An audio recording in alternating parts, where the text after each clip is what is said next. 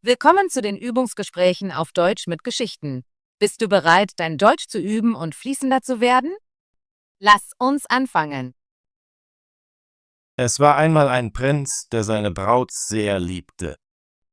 Sie waren glücklich zusammen, als er die Nachricht erhielt, dass sein Vater, der König, sehr krank war und ihn ein letztes Mal sehen wollte. Der Prinz sagte zu seiner Geliebten: »Ich muss jetzt gehen, aber nimm diesen Ring als Erinnerung an mich. Ich verspreche, ich werde zurückkommen und dich hierher bringen, wenn ich König bin.« Daraufhin ritt er los. Als er seinen Vater erreichte, fand er ihn sehr krank und dem Tod nahe. Der König sagte: »Mein lieber Sohn, ich wollte dich ein letztes Mal sehen. Versprich mir, dass du die Prinzessin heiratest, die ich für dich auswähle.« Er nannte eine bestimmte Prinzessin, die seine Braut sein sollte. Der Prinz war so aufgewühlt, dass er nicht klar denken konnte und antwortete: »Ja, Vater, ich werde tun, was du wünschst.« Danach schloss der König die Augen und starb.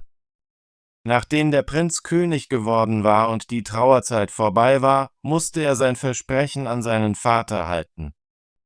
Er fragte um die Hand der Prinzessin und sie stimmte zu, ihn zu heiraten. Seine erste Liebe erfuhr davon und war so traurig über seine Loyalität, dass sie fast starb. Ihr Vater fragte: »Mein liebes Kind, warum bist du so traurig? Du kannst alles haben, was du willst.« Sie dachte einen Moment nach und sagte: »Vater, ich möchte 11 Mädchen, die mir im Gesicht, Körper und Größe genau gleichen.« Ihr Vater antwortete: »Wenn es möglich ist, wird dein Wunsch erfüllt.« Und er durchsuchte das ganze Königreich, bis er 11 junge Frauen fand, die ihr genau glichen.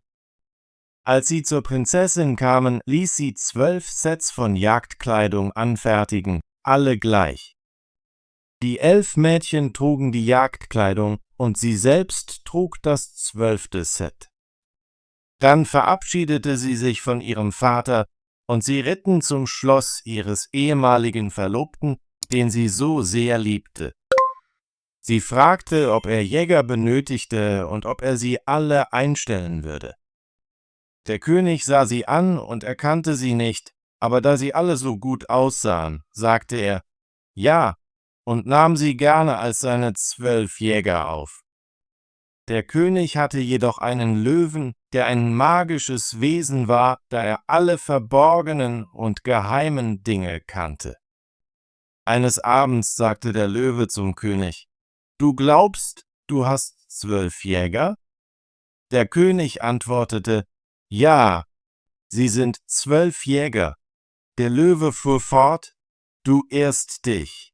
Es sind 12 Mädchen.« Der König sagte: »Das kann nicht wahr sein.« »Wie wirst du das beweisen?« Der Löwe antwortete: »Streue einfach ein paar Erbsen im Vorraum, und du wirst sehen. Männer gehen fest, und wenn sie auf Erbsen treten, bewegen sich diese nicht, aber Mädchen stolpern darüber.« Der König fand diese Idee gut und ließ Erbsen streuen. Ein Diener des Königs, der die Jäger mochte, hörte von dem Test und ging, um sie zu warnen. Er sagte zu ihnen: »Der Löwe will den König glauben machen, dass ihr Mädchen seid.« Die Prinzessin dankte ihm und sagte zu ihren Freundinnen: »Geht fest und tretet stark auf die Erbsen.« Am nächsten Morgen, als der König die 12 Jäger rief, betraten sie den Vorraum, wo die Erbsen verstreut waren, und gingen so fest, dass sich keine Erbse rollte oder bewegte.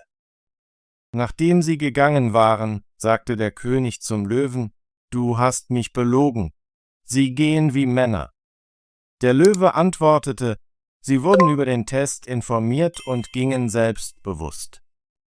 Lass uns 12 Spinnräder in den Vorraum stellen, und sie werden sich davon angezogen fühlen, was kein Mann tun würde.« Der König fand diesen Plan gut und ließ die Spinnräder im Raum aufstellen.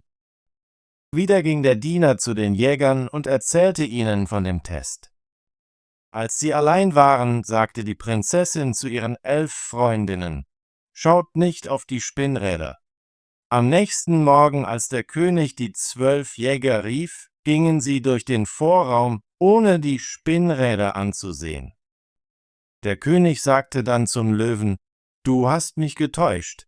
Sie sind Männer, denn sie haben die Spinnräder nicht angesehen.« Der Löwe antwortete: »Sie haben sich beherrscht.« Der König glaubte dem Löwen jedoch nicht mehr.